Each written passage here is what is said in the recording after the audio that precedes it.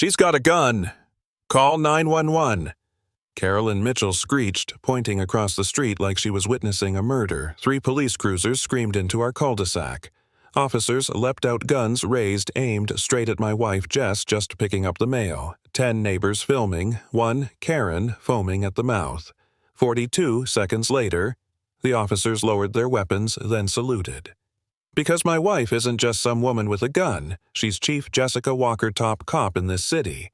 And that's when our HOA Karen started digging her own grave. She thought she ran this neighborhood. She thought we'd play ball. But what she did next turned her click-clacking heels into a city-wide scandal. Stay here, because this is the kind of suburban tyrant you only beat once. Maple Grove Estates looked perfect. Too perfect.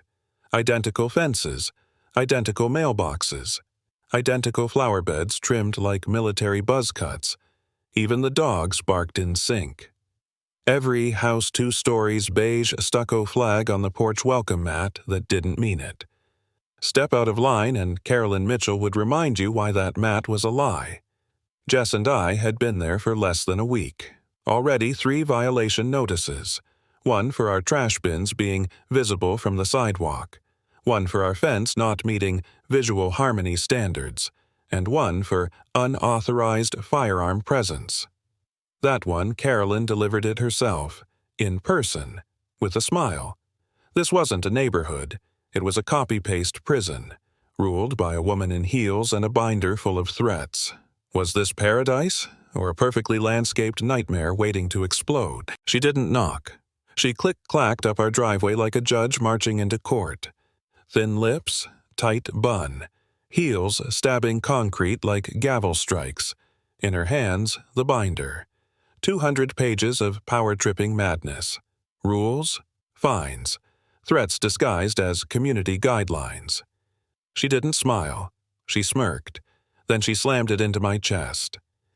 "Welcome to Maple Grove," she said, like it was a threat. "We don't tolerate chaos here." Jess stepped beside me. Calm, silent. Carolyn didn't even flinch, didn't recognize her, just stared through us, like we were weeds in her rose garden. And then she turned, click-clacked away, leaving the binder in my hands like a loaded weapon. I didn't know it yet. But that wasn't a welcome gift. It was a declaration of war. Jess stepped outside, calm, focused. Sunlight caught the badge clipped to her belt. Then Carolyn saw the gun. She froze. Eyes narrowed. "That scratch on your holster." Her voice was sugar-laced venom. "Recently fired, huh?" Jess didn't blink. "I'm a cop. What do you think, Silence?" Then Carolyn leaned in just enough to make it uncomfortable. "I've dealt with cops before. It wasn't a statement. It was a warning." Jess didn't flinch. But I saw the shift. In Carolyn's eyes, the instant calculation, the cold flicker of recognition. She wasn't scared. She was interested. Not in who Jess was, but in how she could be used. Twisted. Disarmed. In that moment, our home stopped being a home. It became her game board. And Jess just became the biggest threat on it. Across the street, a curtain shifted.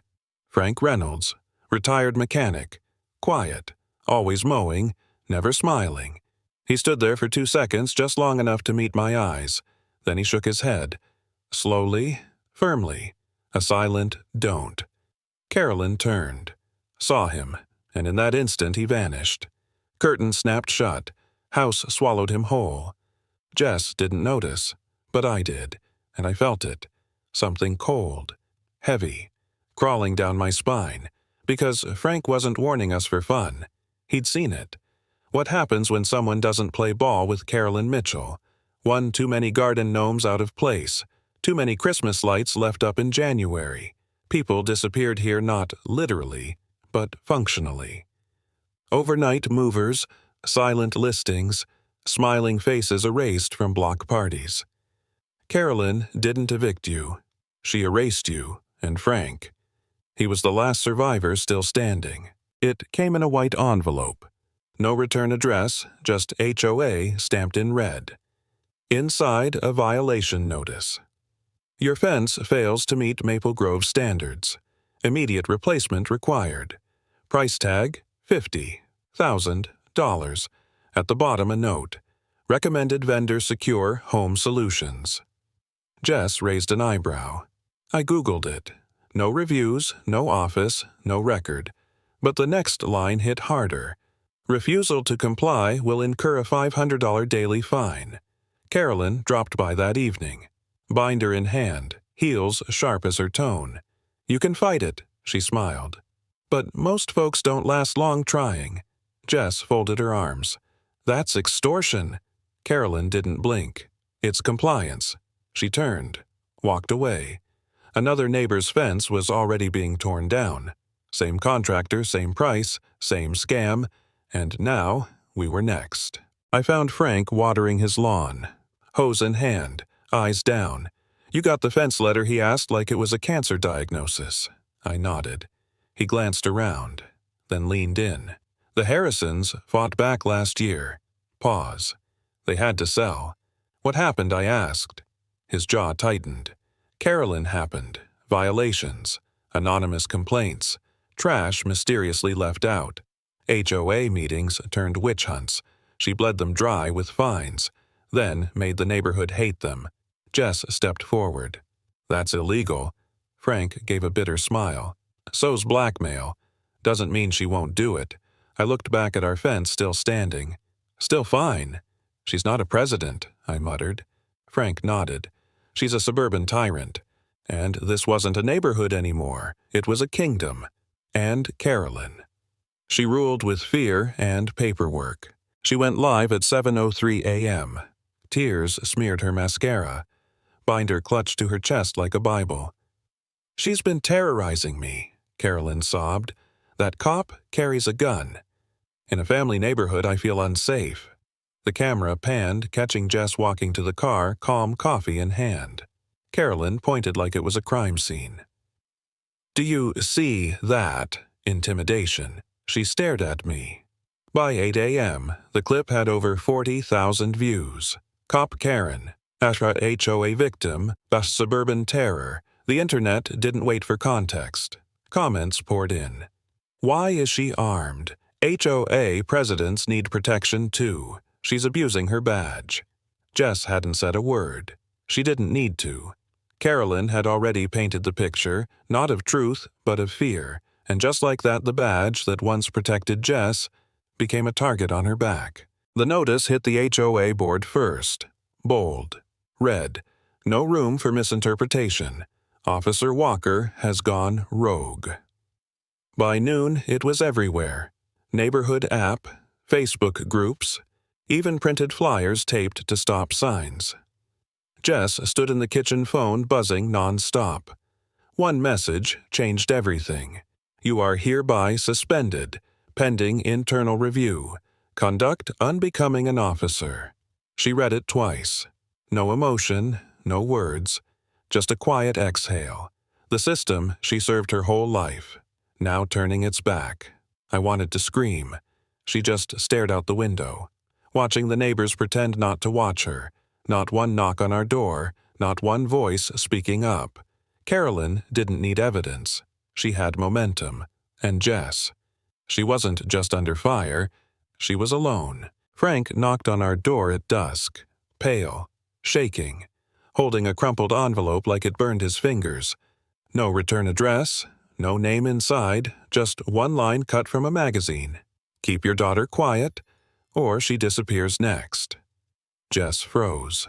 I felt my chest tighten. Frank's voice cracked. She's 15. She posted a TikTok about the fence fines. That's it? No one else knew, but somehow Carolyn did. This wasn't enforcement. It wasn't leadership. It was terrorism in pearls. The HOA wasn't just rules. It was a weapon. And Carolyn, she was pulling the trigger. Frank backed away, muttering, "We shouldn't have talked to you." He didn't say goodbye. He didn't look back. And for the first time since we moved in, I realized we weren't just fighting to keep our home. We were fighting to stay safe. I stayed up all night. One browser tab became 20. Coffee turned cold. Carolyn Mitchell didn't exist before 2003. But L. Hannity did. Same face, different name, and buried under court records in another state. Fraud, evidence tampering, sealed files. She vanished. Then reappeared here, crowned Queen of Maple Grove. I dug into Secure Home Solutions. No license, no address, no employees. Just a P.O. box tied to a trust registered to L. Hannity. It wasn't a contractor. It was a shell. Every fence, every fine, every HOA violation funneled back to her. She created the rules, then created the company to fix them. And now, she was cashing in on both ends. This wasn't about order. It was a full-blown racket hidden behind begonias and white picket lies, and we were neck-deep in it. She ran the scam straight out of her own Karen house. No office, no staff, no sign. Just a cozy little two-story on Birch Lane with a white doorbell camera and a doormat that said, "Bless this mess." Behind that door, a full-blown fraud factory. Secure Home Solutions wasn't just fake, it was weaponized HOA warfare.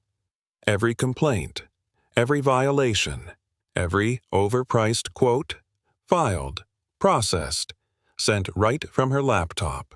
One woman, one binder, unlimited power. I found her business address listed online. It was her garage, and her tax ID, still registered under L. Hannity. She didn't even bother to hide it, because no one ever looked. Not the board, not the city, not the homeowners too scared to ask questions. Until now. She thought she built an empire. Turns out, it was just a cardboard crown on top of a flaming dumpster. We started recording everything. Every conversation, every knock, every HOA meeting, even if we weren't invited. If Carolyn breathed near us, it went on tape. That's when we caught it pure gold. Her voice muffled but clear. "Let her dig her own grave," she said. Then came the laugh. Not just a laugh, an Oscar-worthy villain cackle echoing through the mic like a cartoon queen confessing to murder. Jess looked at me. Got it. I nodded, saved, backed up, labeled Gravedig01. .wave. She didn't know it, but the moment that laugh left her lips, the game changed. The camera wasn't just protection anymore. It was a weapon. And if she wanted a show, we were going to give her one. Scene by scene, lie by lie. Until her kingdom of HOA control collapsed under its own script. The email hit her phone like a bullet. Subject: suspension notice. Reason: conduct unbecoming of an officer. Jess didn't say a word. Didn't cry. Didn't scream. She just stood there. Still. Like something inside her broke, but refused to fall. That's when Carolyn strutted up, binder in hand, heels slicing the pavement. Chief Walker. Or should I say, former Chief Walker. She smiled like it was Christmas. Such a shame.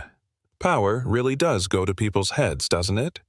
Jess didn't look at her, but I did.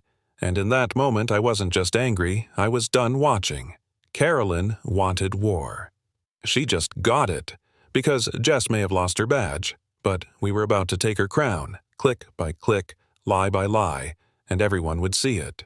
It started with one email, then 10, then 50.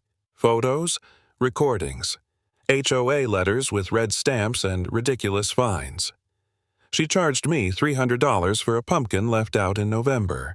An old man said it with tears in his eyes. It was for my late wife. She loved Halloween. A mother sent screenshots Carolyn threatening to report her for unsupervised chalk drawings. A teenager leaked a voicemail. Remove the pride flag or face community action. The truth wasn't trickling out. It was flooding. Every document was a dagger. Every voice once silenced, now screaming. Carolyn hadn't ruled a neighborhood. She'd terrorized it. And now the victims? They weren't hiding anymore. They were sending evidence and lighting the fuse. The story was no longer ours alone. It belonged to a whole community finally ready to burn the binder down. We found it buried in a forgotten archive. Tyrone Harris, wrongfully convicted, 20 years ago. Key evidence disappeared. A videotape, a signed witness statement, gone. The file said it was mishandled by a civil assistant named L. Hannity. The same Hannity who vanished right after. The same Hannity, now known as Carolyn Mitchell. She didn't just run scams. She helped ruin lives. Jess read the report aloud, her voice shaking. Tampering, obstruction, internal cover-up. Case collapsed. Tyrone spent 8 years in prison for a crime he didn't commit. His name was never cleared, and the woman responsible moved states, changed names, started playing queen of fences and fines. We weren't dealing with a petty tyrant. We were staring at a ghost from a broken system who built her empire atop someone else's destroyed life. And now that past was coming back to crush her. She showed up with a recorder, a press badge, and fire in her eyes. Rachel Alvarez, investigative journalist, local legend, known for taking down city councilmen and corrupt contractors like dominoes. We handed her everything: audio files, HOA, notices, the Hannity documents, the vanishing case of Tyrone Harris. She listened. Didn't interrupt once. Then she smiled. Not friendly. Sharp. Dangerous. We're blowing this wide open, she called her team. Cameras, drones, legal support. No more anonymous tips. This becomes a story. Front-page morning news podcast video series, the works. Carolyn had hidden in silence, in fear. Rachel, she was the opposite. She made noise. Explosive, public, unstoppable noise. Jess watched her walk away and whispered, "That woman's a wrecking ball." I nodded. And Carolyn's little empire. It just got marked for demolition. Cameras flashed. Microphones lined the podium. Mayor Richard Dalton stood tall in his navy suit flanked by city staff, and Carolyn draped in pastel and poison. She clutched her binder like it was gospel. Lights. Silence. Then she struck. "You all saw that, right?" she cried, voice quivering on cue. "Your new police chief just threatened me in public with her badge." Gasps. Reporters scribbling. Jess stood in the crowd. Silent. Steady. Carolyn kept going. "This is exactly the kind of abuse of power I've been documenting. She's using her suspension to intimidate me. I don't feel safe." Dalton nodded beside her. No spine, just political breath. The scene was crafted, scripted, and the audience eating it up. But what they didn't know was that the real show hadn't even started, and the curtain was about to drop hard. Rachel stepped forward. Calm, focused, holding her phone like a detonator. "If we're talking about abuse of power," she said into the mic, "I think the public deserves to hear this." She tapped play. Carolyn's voice flooded the speakers. "Let her dig her own grave," followed by that Oscar-worthy laugh. Gasps. Reporters froze. The mayor blinked. Then came the next clip emails. Shell companies. HOA fines funneled straight into Carolyn's trust. Photos, signed checks, voicemails. Remove the flag or face community action. The binder slipped from Carolyn's hands.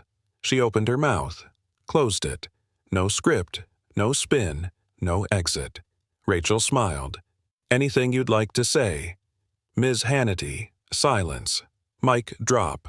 And just like that, the HOA queen lost her crown, live, on every screen, in real time. Mayor Dalton's face turned ghost white. His hand trembled on the podium. A black SUV screeched to a stop. Doors flew open. FBI jackets, badges, guns drawn. The lead agent didn't wait for a microphone. "Carolyn Mitchell, a.k.a. L. Hannity, you are under arrest for conspiracy, wire fraud, and obstruction of justice." Gasps tore through the crowd. Carolyn froze. "This is a mistake," she shrieked. "I'm the HOA president. I run this neighborhood." The agent didn't blink. Cuffed her on the spot. Then turned to Dalton. "You too, Mr. Mayor. Step off the podium." Dalton stammered, I had no idea." "That's funny," the agent said. "We have the emails, chaos, cameras, reporters chasing.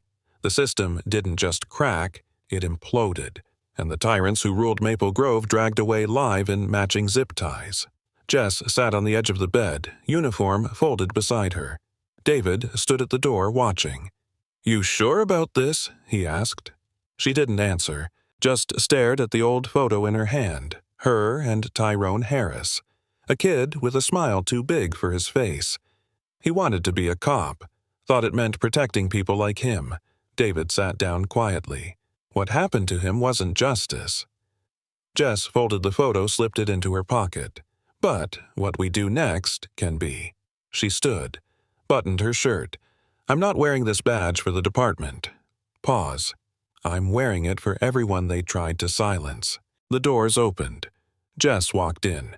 Full uniform, badge gleaming, eyes locked forward like steel. The room fell silent. Reporters parted. Neighbors stood. Phones rose like a standing ovation. She stepped behind the podium, not as a victim, as the chief, again. She looked out over the crowd, voice clear-grounded, unshaken. "We're going to do this right. Let's collect every video, every claim, every fine, every threat." She scanned the room. By the book. No shortcuts, no cover-ups. That ends now.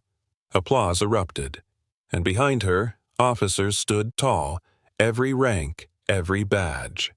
Maple Grove didn't just get its cop back, it got a leader, and Carolyn, she'd made the mistake of treating Jess like a threat. Turns out, she was the reckoning. Carolyn's face filled the screen, smeared mascara, shaky hands, voice trembling with manufactured outrage. "You're seeing a coup," she spat into the camera. "That woman Chief Walker is using her badge to silence me. This is tyranny. I'm the real victim here." She clicked "Go live" like it was her final weapon. But this time, no sympathy poured in. The comment section lit up brutal, merciless. "You fined my grandma for planting sunflowers. We saw the footage. You lied. You gave HOA a bad name." "Nice try, Karen." Hearts dropped. The view count spiked, then flatlined. Screenshots flooded X. Memes exploded. HOA Karen was. Tyrant trended within minutes. Carolyn tried to fight back, typing, yelling, begging, but social media, once her stage, had become her guillotine. She didn't just lose control, she lost the narrative. Live, forever. The crowd parted. Sergeant Tom Carter stepped forward, steady, expressionless, cuffs ready. Carolyn flinched. "What are you doing?" she snapped. "I'm the HOA president. You can't do this. I run this neighborhood." Carter didn't answer. He just turned her around. Click, clack. Steel kissed her wrists. Gasps, phones, flashes, silence. Carolyn twisted voice cracking into hysteria. "This is a setup, a smear campaign." No one moved. No one helped. Her kingdom quiet. Her loyal subjects filming, watching, judging. Jess stood at the edge, arms crossed. One nod. That's all she gave. Carter read the charges aloud. Carolyn wailed, rage, panic, disbelief. But it was over. The click-clacked queen of Maple Grove was officially dethroned. Live, on the sidewalk, right in front of her perfectly trimmed lawn, Frank stepped forward. No podium, no mic, just decades of silence finally broken. He looked down at Carolyn, still cuffed, still squirming. His voice, calm, firm, unshakable. "You didn't lead, you ruled, with fines, threats, fear. That ends today." The crowd murmured. Then, enough. One voice, then another, and another, enough, until it became a wall of sound, a chant, a reckoning. Carolyn looked around, searching for a single ally. Nothing. She used to make neighbors cry over mailbox paint. Now she was crying alone on her perfectly manicured driveway. Frank didn't gloat. He just turned to the crowd. "Let's vote." They didn't hesitate, because fear had just been evicted from Maple Grove. Frank stepped forward again, but this time he wasn't angry. He was broken. "My wife got a warning for hanging a hummingbird feeder." He looked down. "She cried for hours. Thought we'd lose the house." David watched the crowd stiffen. "I told her to take it down, to not fight." Carolyn scared her. His voice cracked. "She died last winter. Still afraid. of this neighborhood. Silence. Frank raised his eyes. Tears. Rage. Regret. She deserved better. He turned to the HOA. I vote to remove her. For my wife. For all of us. Hands shot up, one after another. No one needed words anymore. The gymnasium pulsed with heat not from the air, but from the people. 500 residents. One vote. Every hand shot up. Unanimous. Carolyn was officially stripped of her title. Gone. Frank walked to the front, binder in hand, the same one Carolyn had slammed into David's chest all those weeks ago. Rules, fines, fear, he held it high, then lowered it into a fire pit outside. She ruled us with this, he said, voice steady. Let's return the favor. The pages caught instantly. Flames danced. Ink hissed. The HOA bylaws, her personal Bible of tyranny, curled into ash. People watched, silent at first. Then someone clapped. Then another, and then it erupted. Laughter. Cheers. Tears. Because in that moment the neighborhood wasn't hers anymore. It was theirs. And the binder. That was just the first thing they were ready to burn. Fluorescent lights buzzed overhead. Carolyn paced the concrete cell like she still owned the place. That bunk is mine. I want the window bed. Her voice carried sharp and titled. Until Big Denise looked up from her tray. 6 feet tall, built like a linebacker. She didn't flinch, didn't blink, just said, "Sit down, Karen." The whole pod went silent. Carolyn froze. For the first time, powerless. She backed off, sat down, clenched jaw, eyes darting. The walls didn't listen.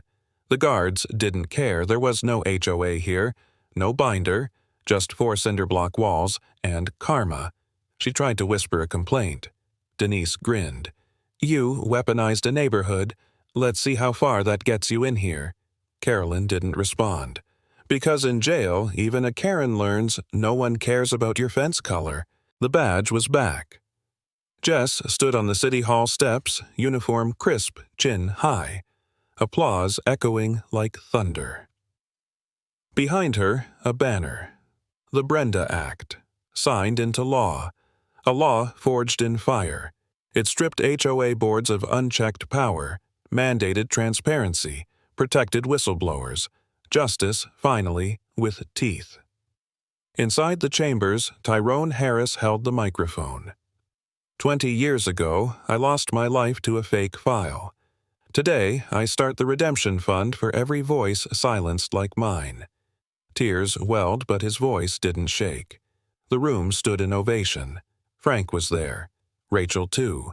Even Mayor Dalton quieter now. This wasn't just about revenge, it was repair. A neighborhood no longer ruled by fear. David whispered to Jess, "You didn't just take her down. You rebuilt the system." Jess smiled, tired but whole. Because justice wasn't a moment. It was a movement, and they'd just made sure it would never be silenced again. It still stood. 6 feet high, mahogany stained, perfectly aligned. The 50K fence that started it all. Neighbors used to whisper about it, mock it.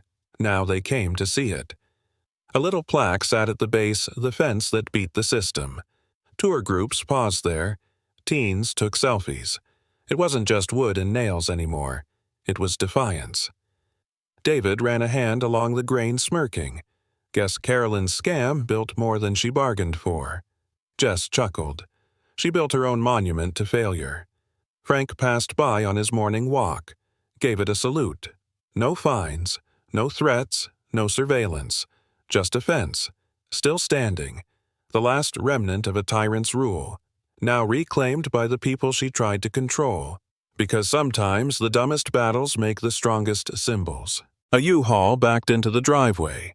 The Karen house had new owners, young couple, one toddler, a golden retriever named Max.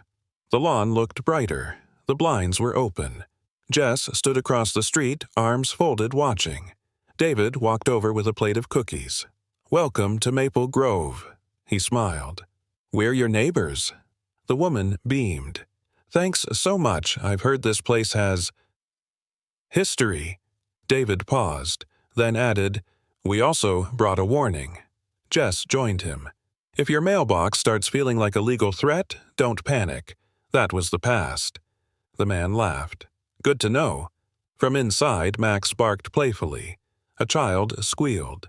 New life filled the house where fear once ruled, not erasing the past, but planting over it. Because every neighborhood deserves a fresh start, even the one that survived a suburban tyrant. They used rules to control us. Fines, threats, fear, but what they didn't count on was all of us standing up. He walks past the old binder now in ashes. The system didn't change overnight, but something did. Black screen. His voice calm but powerful. "You ever met a HOA Karen pause? Comment justice if you have." Text fades in. "This was just one neighborhood, but it won't be the last."